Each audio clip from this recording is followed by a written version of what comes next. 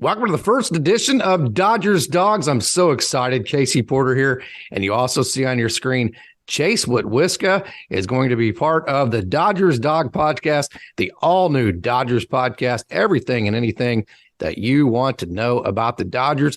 We will bring it to you right here again on Dodgers Dawgs. So, Chase, thank you so much for joining. Appreciate you having me. Okay, very good. We're going to start off, and I'm going to introduce you with all of to Dodgers fans with, okay, you got to coach Jackson Holliday, who was not the first round draft pick last year, the very first pick of the entire draft.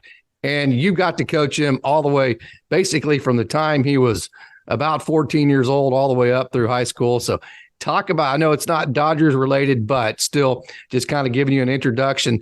Talk about getting to coach Jackson Holliday, the number one pick. Yeah, man, that's something that obviously not very many people get to do. I can't say, enough good things, not only about Jackson, but his entire family. And seeing him progress and grow. By the way, his dad's Matt. You say his entire family. His dad's Matt, the one that just took the bench job for St. Louis and was an all-star in the major leagues and just brought Cody Bellinger to Stillwater, Oklahoma to take BP the other day. That's right.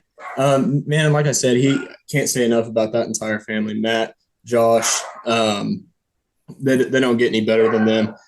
Jackson was, it was, like I said, it was cool to see him progress. He went into his senior year, I think projected late first round at best, and ended up being number one overall. And just seeing, his work ethic and the things that the detail that he would break down to and things like that was just, you could tell that he wanted it just as much, if not more than anybody else. And it was very deserving and cool to see him go number one. You're a high school coach now. You played college baseball. You're a huge Dodgers fan.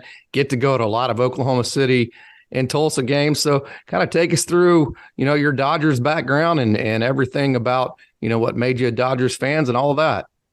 Yeah. So actually I didn't really have a team up until I was 14, 15 years old. And, getting close to driving and mom and dad said, son, you better get a job. So I actually worked for the OKC Dodgers for the first two and a half years, 14, 15, 16. So I got to see a lot of the guys that are. So the OKC Dodgers was your first job ever? Correct. Oh my gosh. Wow. Very cool. Yeah. I was doing customer service and, I saw it as they're paying me to watch baseball. So I was like, not too bad of a job. Got to meet some cool guys. One part that was not fun about the job was, when they were about to hit the road after a homestand, because I was one of the younger and more capable people that were working there. We had to help load all of their stuff onto the buses, which is a lot. Yeah, there was a lot of stuff. It was heavy. It sucked. But at the same time, I got to meet Yasiel Puig, D. Gordon, guys like that, again, you don't get the opportunity. Yeah, that was back when the Dodgers had picked up D. Gordon, wasn't it? It was. Yeah. It was. He was fantastic to watch, wasn't he? Yeah, great guy as well. He paid me $20 to clean his cleats. So. You'll never forget that one, huh? I won't. You got to clean D. Gordon's cleats for $20. That's correct. That's awesome. Keep on with your story, man. I'm enjoying hearing every bit of this. Yeah, and I mean, so I would do stuff like that. I would stand in the outfield and make sure kids weren't killing each other or trying to jump over the fences. And man, it was a good first job to have. I'm glad I'm done with it. Yeah, because it was there were parts that were not fun at all. But it was definitely a good first job to have, and I enjoyed it. So. And when you go back, you'll be the guy telling all the little kids like you were at that time what to do, right? And they'll get to carry all those bags. Yeah. Okay, so very good. You got to coach Jackson Holliday. You know the Holliday family very well. You get to talk to Matt Holliday and Josh Holliday, Tom Holliday. Dave sometimes comes into town. And then Heath, Tom Holliday was the head coach at Oklahoma State for a while. He was also an assistant forever and helped build that Oklahoma State program so large. Then the head coach. Now, Josh is currently the head coach. Josh's brother, Matt, is the all-star who that's got the bench job with St. Louis. And then Dave was a scout, and now he's in the front office with the Philadelphia Phillies. And Dave's son, I'm telling this whole story to get back to the Dodgers. Dave's son, Heath, who is Tom Holliday's nephew and Josh and Matt's cousin, was a scout for the Dodgers, and they actually signed Justin Robleski, and Michael Bush was one of the guys that they helped get signed because Tom managed Bush in the Cape Cod League, and then Max Hewitt was another one. So the Holliday family, great family, aren't they? Mm-hmm. Absolutely. Yeah. Okay, so let's move on to a little bit more Dodger talk, and one of the big hot button topics right now for the Dodgers. Of course, the winter meetings are getting ready to start, I believe, tomorrow. So the hot stove is really going to get even hotter, and the hot stove has already struck for the Dodgers, and it struck the other day. And Shelby Miller, big right-handed pitcher that was drafted in 2009 for St. Louis. So, Shelby Miller is one of those guys that fits the Dodgers formula. The Dodgers do not like to go out and spend big on relievers, going back to Phil Bickford, Evan Phillips, Blake Trinan, and Yincy Almonte. You get those guys on the cheap, you plug them into a formula. Next thing you know, you have great relief pitchers. So Shelby Miller, the most recent acquisition. Yeah, I think it's a good pick. You look back over the past few years, kind of what he's done. He's been around a little bit. Yeah. These last couple of years. This is his 10th club. Yeah. He was with the Cubs, with the Yankees, with the Pirates, and most recently with San Francisco. And he showed some really good performances. Now keep in mind, Chase was a very high level pitcher. Chase, who we're talking to, very high level pitcher. So you see things through a very critical eye here. So continue on. Yeah, he like I said, he made some big appearances for the Giants late last year. And one thing that I had kept seeing them talk about with him is how well his slider's developed. It's turned into a really, really good pitch. And I think that, he's going to add some depth. Now he is a little bit older, 33, not too old, but he's been around. So he's going to bring some experience to a staff, and I think he'll play a pretty good role for the Dodgers come next season. So, no doubt, and he played with Matt Holliday at St. Louis. So, did you get any insights from him about Shelby Miller? I didn't. That's somebody I should check up, see what his thoughts are. But yeah, absolutely. At the next Stillwater High School practice, and Matt Holliday has younger kids. So does Josh, and Matt comes to quite a few of the practice. So Shelby Miller, he is, last year in 2022, he showed two pitches. He had the four seam and the slider. And, I know we've talked about this on several different occasions, but the Dodgers have a formula. One, they like tall, lanky guys. The reason is, in Shelby Miller being 6'3", that gives him better extension and reach. So, and he was reaching 97 with his four seam last year. So if you have longer arms and you have a longer reach and extension, that means that, although your velocity, say, is 97, which is what he was hitting with his four seam, that means that 97 actually looks like about 100 to 101 to the hitter because you're so much closer to home plate. Right. You see a lot of guys be successful with that. And unfortunately, I'm only about 6'1". So all of my velo came from the lower half. But I had a buddy that pitched at KU, he just finished up last year. And he was every bit of 6'4", 6'5", and going into KU, he was only about 180, 190, and came out, 210-ish. Yeah. But man, he would light up the radar, be 91, 92, 93, and you're like, man, that's gotta be harder than that. And it's simply because they can get down the mound and they can make it, like you said, make 90, 97 look like 100, 101, and that's going to be hard to hit. Yeah, and that's what Shelby Miller is in the top 98% of extension, and they keep unbelievable stats on just about everything. So he has that great extension. That's one part of the formula. Then he has the four seam. A couple of years ago, everybody, whenever we used to grow up, and you probably too, you're a little younger than me, but everybody was throwing the two seams, right? Because you wanted to move and you wanted to keep it low in the zone and get that movement away from the barrel. But as modern technology has gone on, now everybody's throwing a four seam, and that's because that four seam, you get backspin. And as you get backspin, that ball gives that rising appearance. So the more spin that you get, the more backspin you get, the more that it appears like it's rising to the hitter, which allows pitchers to really attack the top of the zone, especially with these uppercut swings nowadays. And then also at the bottom of the zone, you can start it at the knees, and to the hitter, it looks like it's going to dive out of the zone, but it carries that bottom of the zone because that backspin keeps it straight. So talk about, that's the second part of the formula, the four seam spin. And I know you're very familiar with all that Shelby Miller has. Yeah. Like you said, that four seam, when it looks like it's rising, especially with the new way of teaching hitting and kind of the way that things are going, everybody is going for the home runs, and everybody's going for much more than just base hits. And as a baseball guy growing up, I'm not a big fan of it. I know that people just watching the game and stuff like that. You and me both, brother. Everybody wants to see home runs, but I think when you get closer to the game, you want to see more. You want to see base hits. You want to see doubles in the gap, triples in the gap. That I think that's more. Guys scoring from first base on a double. That's an exciting play, right? Right. That's exactly right. I want to see guys get out and run. And as cool as it is to see, guys like Aaron Judge hit 60 whatever home runs in a season and be successful doing it, good for them. But at the same time, you look at him and you're like, you strike out a lot. Yeah, a lot. Way more than you walk. Right. And no disrespect to him or his game, because he's a phenomenal player. But especially once they got into the playoffs, man, it was kind of feast or famine. I agree. Dodgers the same way.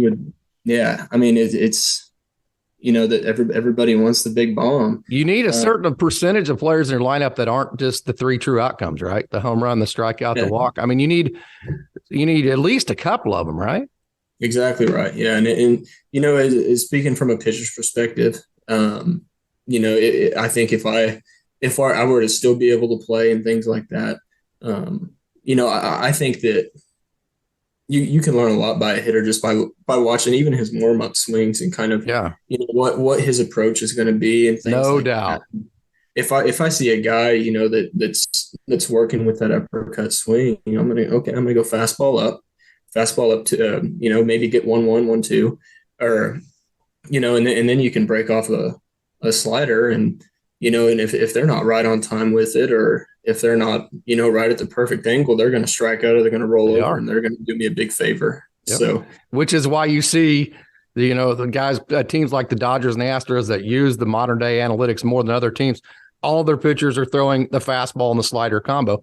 And that's why, so that gives you the rising effect, the left turn. And then they also like the changeup because it gives them that right turn, and some pitchers still throw the two seam, but it's to add to the four seam because that two seam can give them a right turn as well.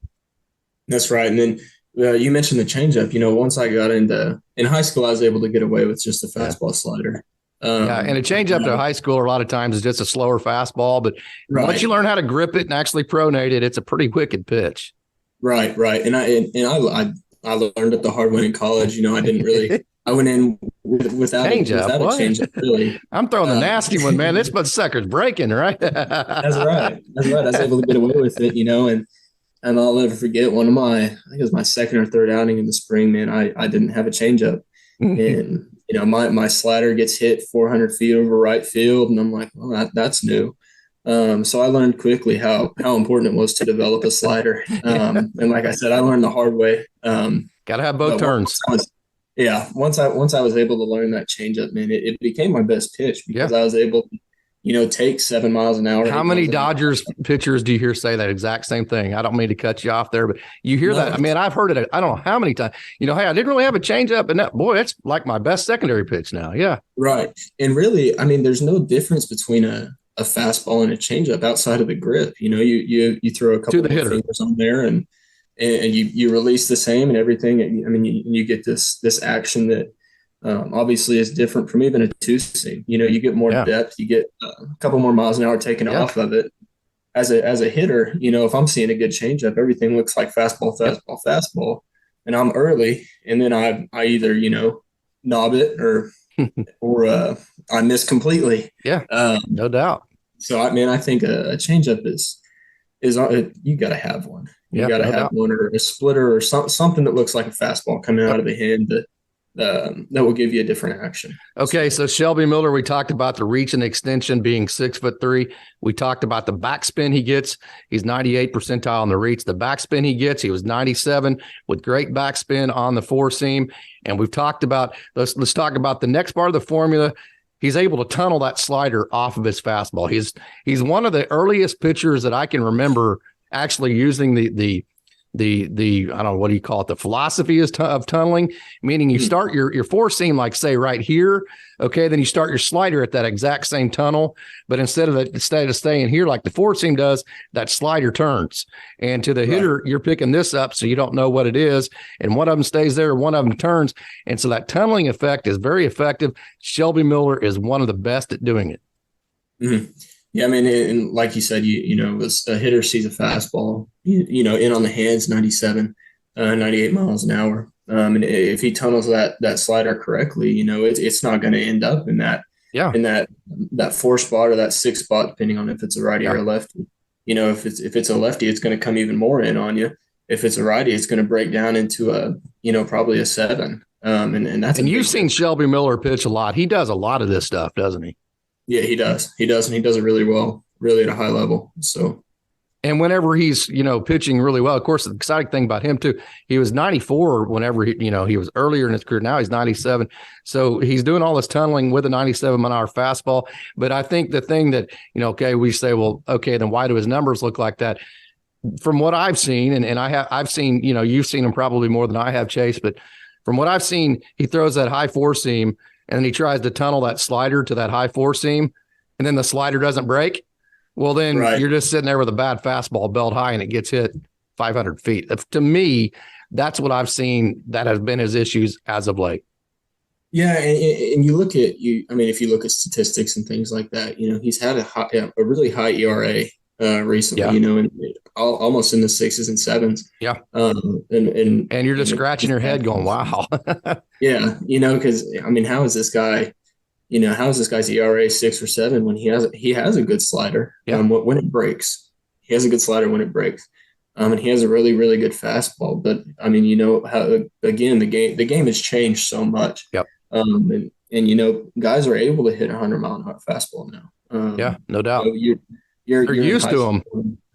Right. You see at the 6A level in Oklahoma, Monday, Tuesday, you're seeing 93, 92, anything in between that. And it's, it's normal. It's normal. And at the college level, you're seeing 95, 96. I don't want to say consistently, but you're seeing it on somewhat of a basis. Yeah. Right. And that's with movement too. You look at, we're both Oklahoma State guys. You look at guys like Roman fan soccer. Roman was a special dude. Yeah. And it was because, he could get up to 98, 99. Yeah. And man, I've never seen a ball move more, a fastball move more. And you say, and that to tie it into the Dodgers, Justin Robleski from the left side was the same way. He's in the Dodgers system now. Yeah. Right. And I actually played against Roman in high school. Yeah. And he was one of those guys. He was committed to Arizona.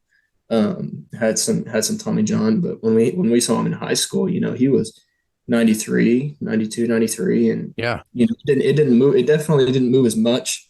Yeah. But and that just goes to show you there's a lot of focus on velocity now. Yeah. And he's done a very, very good job of that. Not only gaining velocity, but gaining movement. And I think that's why he found so much success, at the Division I level. So, yeah. And Miller's been that guy too. Okay. So 2-pitch pitcher last year in 2022, he's shown as many as 6 during his career. He had the cutter, then the changeup, then the curveball. And then we've talked about the slider and the four seam, then also the changeup. So if the Dodgers want to add that third pitch to give him a right turn, he has the righting effect, and then he has the left turn right now with the slider. If the Dodgers want to add the third pitch, I think it's probably going to have to be some kind of right turn pitch. Which one do you think it'd be? Do you think it'd be his 2-seam, or do you think it'd be his changeup? It's hard to say, man. I in my mind, and as a pitcher, I think you got to go with the changeup. Yeah, because he has a good one. Everything looks like a fastball. Yeah, and I think that when you establish a changeup, you can establish a two seam just as easy. Mm-hmm. You slide the fingers over just a tad, and the only difference is a couple miles an hour. Mm-hmm. Really, not even a release point because you're still. That's one thing that they've learned, like with all the Rapsodos and stuff, is that most in the past we've always been working on arm angles. Most of the time, it's just grip, change of grip. That's exactly right. And I've even working with high school kids, a lot of them don't have a changeup, and I learned it. Early on in my college career that it was important.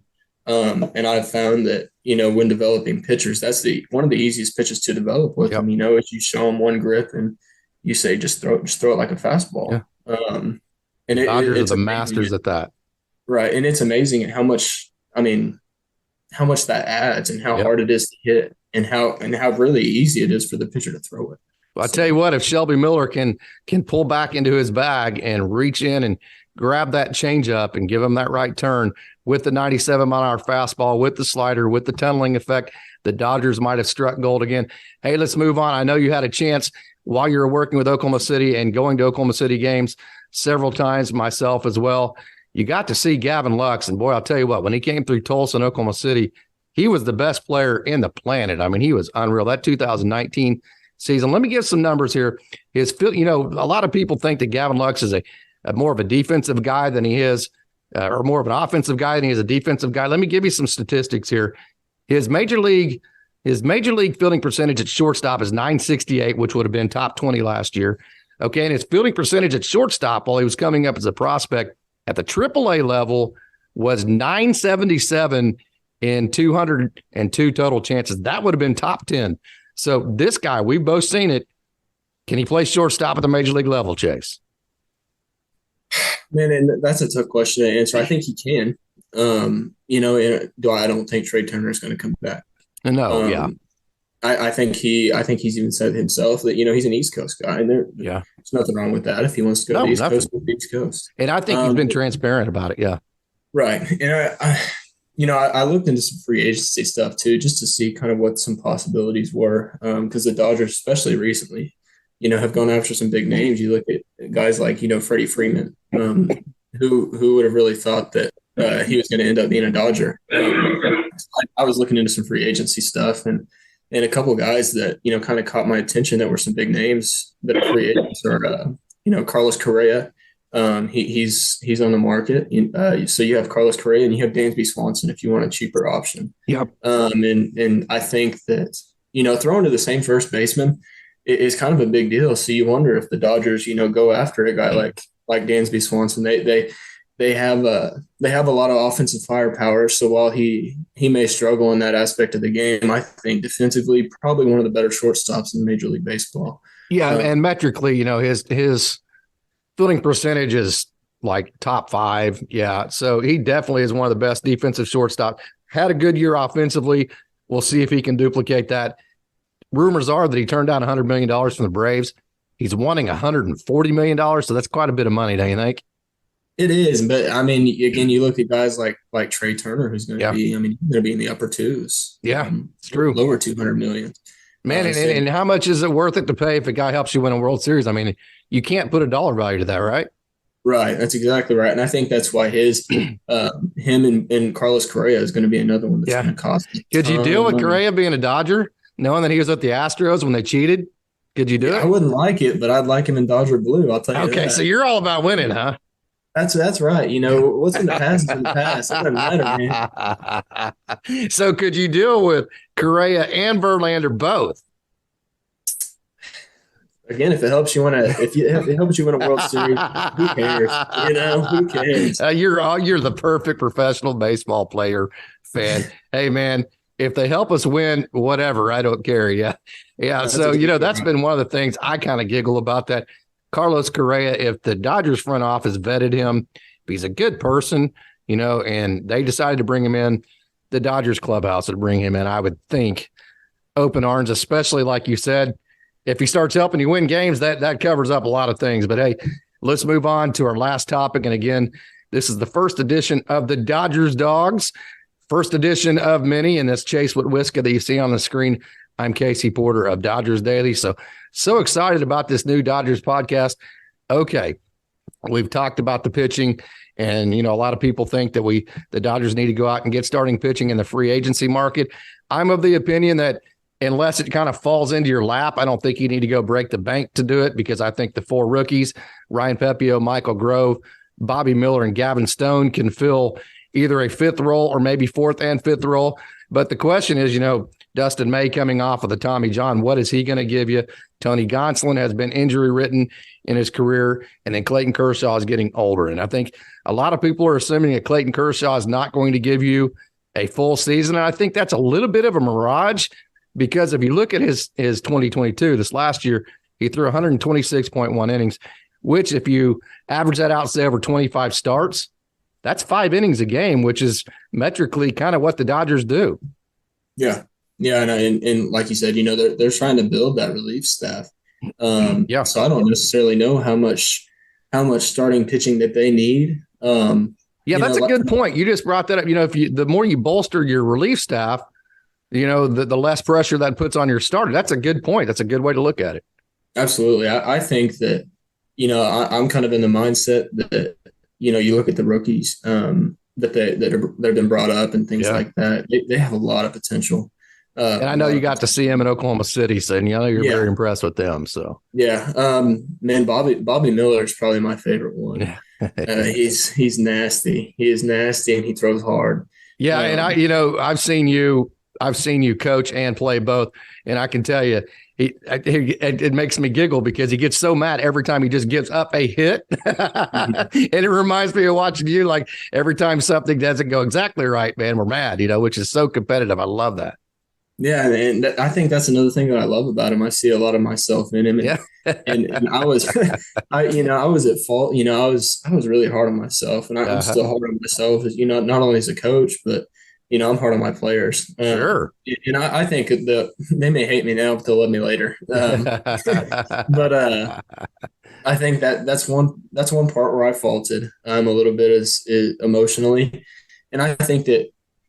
As I got older and matured and things like that, it got better. I think the same thing with him. He's going to experience more and more failure, and I think more than he's ever experienced in the past.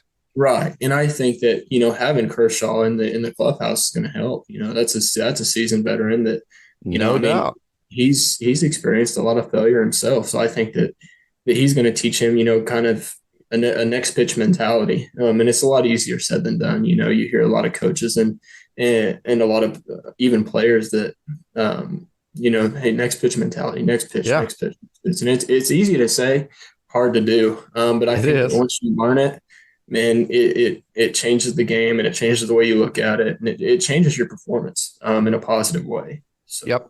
It's, what you're describing. And I say the way that I put that is, instead of worrying about results, you're actually focusing on the process of baseball instead of the results. Because if you stress over the results of baseball, you're going to be miserable a lot, because it's such a tough game. Yeah. It's you're a Hall of Famer if you're at the plate and you fail 70% of the time. And that's saying something, man. It's baseball's a hard thing to play. And like I said, you can hit 300 and be considered one of the greatest hitters of all time. Yep. It's the same thing on the mound. A lot of people look at records. A lot of people look at ERAs and things like that. But you look at, how many outs can they give you? How many strikes? And there's a lot of smaller things that go into those big numbers that people look at. So I think that when you really break it down, it's a lot more than just statistics. It's a lot more than, like Shelby Miller, bringing him in, high ERA, but I mean, he has some good stuff. A lot of good underlying numbers. Yeah. Like spin rate and stuff that doesn't, you don't always look at it, but spin rate and extension, underlying numbers like that and statistics are very good for him. Yeah. Right. Exactly. And, like I said, you look at the high ERA, but you also look at, he's 33 years old, but still has a lot of potential. Yeah. And a lot of room to grow and a lot of room to be really, really good. So. Of course, Justin Verlander is almost 40, and he's wanting 3-year extension. So yeah, obviously some room left there for Shelby Miller to be a fantastic pitcher, but hey, we're out of time here. This has been so much fun on the very first edition of the Dodgers Dawgs. Again, I'm Casey Porter of Dodgers Daily, and each week I'll be joined by Chase Wetwiska, who is a former Oklahoma City Dodgers employee and goes to a lot of the Oklahoma City Dodgers game, was a very high-level pitcher of his own, is in tune with all sorts of high-level baseball at this time, as you can tell, very, very, very well-spoken. I handpicked him, if you can't tell. Very well-spoken, very educated in the game of baseball, and very, very experienced. So this is going to be so much fun each week, talking baseball with you, Chase, on Dodgers Dawgs. So final thoughts. Yeah, man, like I said, I'm really excited. I'm glad that you invited me to do this. It's been a blast, and I'm looking forward to, continuing to do so and not only breaking down, specific players, but, some of the moves Dodgers are going to make and things like that. I really do. I think they're going to make a big splash. Yeah. Oh, do you? Okay. Okay. I think at what position? Shortstop, outfielder, pitcher. I'll leave it to you there. Do what? Which position? Shortstop, outfielder, pitcher. Which one are they going to make a big splash at? I have a feeling it's going to be the shortstop. Okay. All right, man. Very nice. You're thinking Dansby Swanson, aren't you? I'm thinking him or Correa. You're thinking him or Correa. Okay. You're gonna have to bring the money out, but they want to win championships and they're not afraid to bring big names in. So yeah. Yeah, not necessarily a specific name, but you think it's going to be one of the guys to come in, or very possibly at least. So, hey, Chase, thanks again so much. My final thoughts are that I love the Shelby Miller pickup. I think the underlying numbers are fantastic to reach, the extension, the backspin that he gets on the four seam, the tunneling effect. All of that fits in perfectly. I'm of a different opinion of you. I think Gavin Lux is a fantastic defensive shortstop. I saw him grow up in the Dodgers system. I think if you put him out there, I think one of the problems with him is he hasn't had consistent playing time, and he's been playing a position he didn't grow up playing. I think if you put him out at shortstop and say, hey, you're going to play 162 games here, no matter what. I mean, if you make a mistake, I think you're going to see a really, really good player with Gavin Lux. We'll see which way that goes. I like having back and forth like that. Those are great conversations. And Clayton Kershaw, again, if he can give you anything close to the 126.1 innings, again, that's 25 starts at 5 innings apiece. And as we've seen, the Dodgers always bolster their bullpen. I think that's enough from him. So those are my final thoughts. But again, hey, thank you, Chase, for joining for the first edition of Dodgers Dawgs, and we'll see you next week.